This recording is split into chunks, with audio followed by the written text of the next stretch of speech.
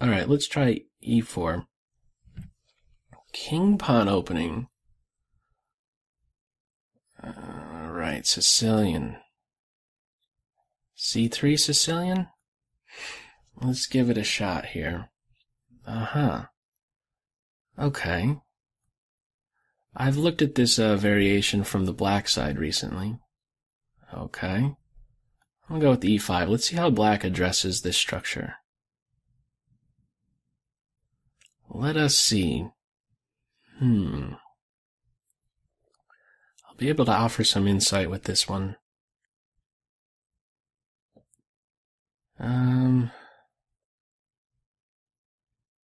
What move is white here? Okay. I'm gonna go with bishop to f4. I think black really needs to know what he's doing here to successfully address the pressure against e5. Let's see what black's next move is. Alright, let's pin that knight. Now on queen a5, I have knight c3 to defend my bishop. And what I'm looking to do right now is what? Actually, I don't know that this was best. Well, we're going to go with it. What's black going to do now? e6? f6? Knight h6? a6? Not saying any of these are great. Okay, so bishop to d7, a more reserved approach. This pawn is now unprotected. Let's go with knight c3. Let's strike at the weakness that has been created as a result of bishop to d6. So will there be e6? If e6, I won't be so welcome to a light square bishop exchange. On e6, this will be a weakness. Okay, my knight is pinned. Connect my knights?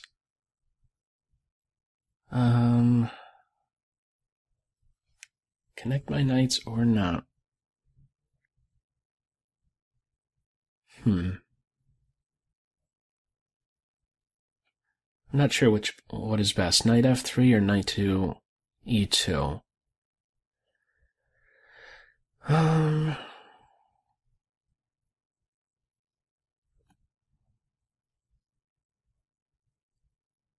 Hang on for a second. Is something tricky being threatened here? No. Even if it is, my opponent is a couple moves behind with getting their king safe. I might have to go into some gambit mode if knight takes pawn, because this guy will be hit twice.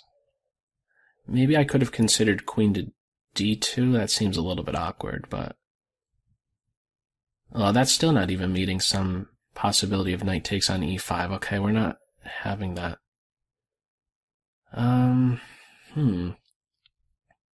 Bishop takes knight, pawn takes here. I'm helping black to develop.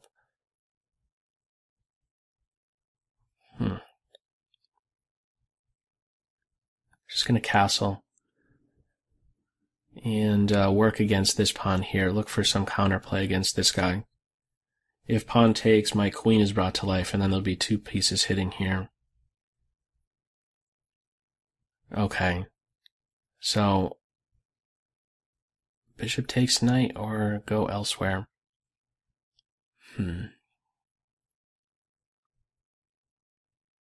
Bishop takes knight and then... Yeah, bishop takes knight definitely. I want the move back. I don't want my opponent... Oh, okay. This is a serious weakness right here. What I was gonna maybe consider is e6, but I'm seeing something maybe even better. Queen d2, I think, is very uncomfortable for black. Because where does he develop? Knight h6 is ruled out.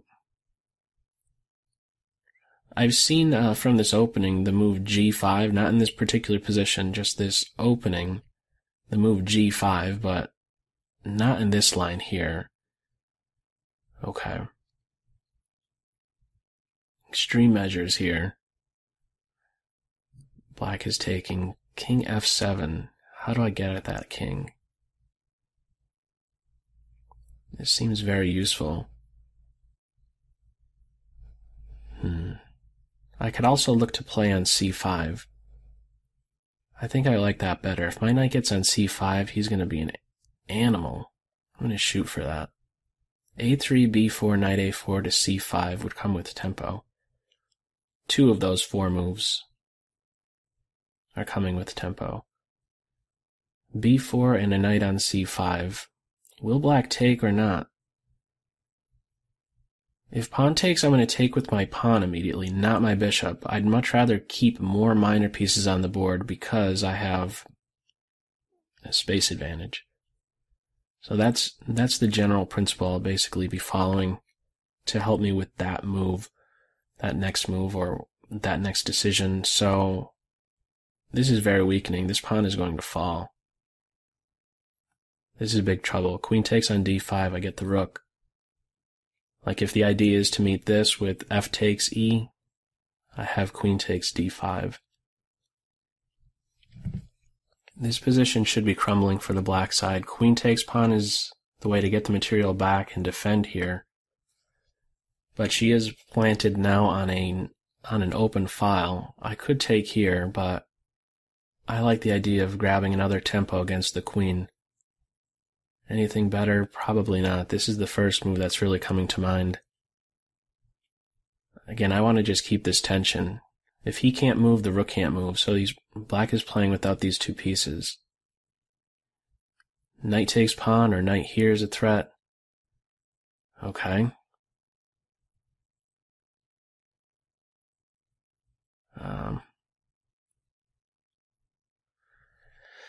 I was thinking about... what? Okay. Knight here, I think, is wrong. Let's go with knight here first. I was thinking knight here, and then on pawn takes, I was going to go knight here, but the queen could take my knight at that point. I'm looking at this square, anticipating some capture here, and then my knight could play here. Okay. And now what?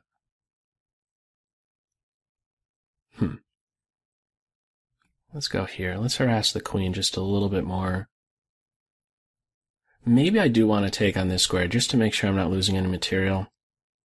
There's no... yeah, you know what? I could definitely take here because if the knight is recapturing, I get to plant here. If the pawn is recapturing, black is not developing. So maybe I should have considered still keeping my bishop on f4 and made a forward move. Pawn takes pawn.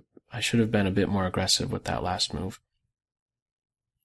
Okay, but the queen in the meantime has to find a new home.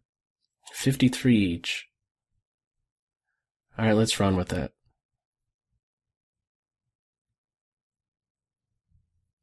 I feel like, okay, this is dead now. The pawn needed a capture, so he's going to be captured with a fork. This is just over now. I'm getting the bishop. Pawn takes was needed. But I'm sure this is what black wanted all the while, to just get their knight developed, but in this case it's tactically flawed. Alright, good game. Let's go back, actually, into a bigger board this time. Okay. Oh, and let me look at it from your perspective. I think I was looking at it from my perspective last time. Okay. Bishop here, bishop to f4. You know, I didn't want to play knight f3 because I didn't want to allow this bishop pin. So I wanted to do something else. Knight c3, bishop to f4. I went with bishop f4 because there's some lines where we could have, on the white side, the knights connected. Like on knight f3, bishop g4, I could connect my knights. I'm making a move here to reinforce my lead pawn, my head pawn. Knight c6, bishop pin I don't think was best. I think I should be going for knight f3 and on bishop pin knight d2.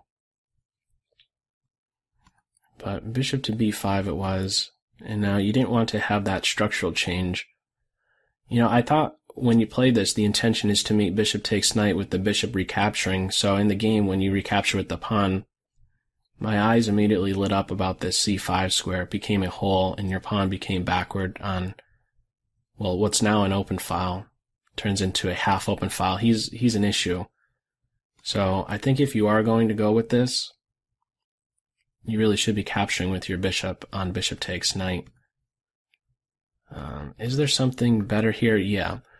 This is the thing I was talking about. There's this idea of playing knight to h6 in this position, knight h6 to f5, or just I'm throwing a couple things out here, knight h6 to f5, and I've also seen some lines with the knight h6, f6, and then there's a little hole there, a little spot then for your knight to jump into f7 if you want to go in the direction of applying pressure to this head pawn. If you really want to influence, or if you want to put pressure on my e5 pawn, you could do so with knight h6, f6, knight f7. But again, you're not locked into that. There's ideas of knight h6 into f5, though if you are going to plant your knight on f5, you'll want to make sure your bishop, I think, is out here on g4 if there's an opportunity to pin the knight. Suppose on knight h6 in this position, instead of bishop d7, suppose knight h6. On knight f3, you can first play bishop g4, and then knight to f5, and then I'll have some problems of my own with defending my the tail of my pawn structure. You'll have both knights converging on it. I'll have one less defender on the d4 square, since your light square bishop is exchanging itself off or pinning the knight, which is a defender of d4, and even this ensuing move of queen to b6. Attacks the bishop, but also pressurizes d4. So these are just a couple other things to be aware of, this deployment of knight to h6. Queen a5 pins the knight. I think here is a moment where you could take this pawn. No, I'm mistaken with that. Or am I? Yeah, I am mistaken. Knight takes e5 is not working. I was thinking it was working. It's not. Knight takes e5, bishop takes. Bishop takes, if bishop takes bishop, I take here with check first and only then recapture. And one other line is knight takes e5, bishop takes, and on bishop takes b5, there's bishop takes bishop, and you're losing this rook. So this tactic isn't working. I thought it was during the game, but looking at it more closely, it's not. After f6, you played a6. I think the correct follow-up is to maybe follow through here. Follow through. F takes e, and then maybe e6, knight to e7. Now that I'm castled, you're 2 moves behind with castling. I think this you have to be really speedy with your kingside deployment, kingside development. E takes, d takes, e6. Get your knights connected, get castled, and you're going to have a much better game for sure. He's still a problem bishop, but you're in a position to recapture with this. On bishop takes knight, there's bishop takes bishop. So you played a6 instead, and I think you certainly have to be recapturing with the bishop there. Queen d2, and now it's very difficult for you to complete development. I had many choices here, but I wanted to focus on c5. The position's opening up with c5. You get rid of this weakness, but at the same time you make d5 more accessible, so it's a difficult spot, clearly, at this point. I could have maybe done better with certain decisions, but just from a general standpoint, with a timing standpoint, king's uncastled, and these guys just aren't playing, and the position is wide open, really. Okay. Good game. Let's close out of this.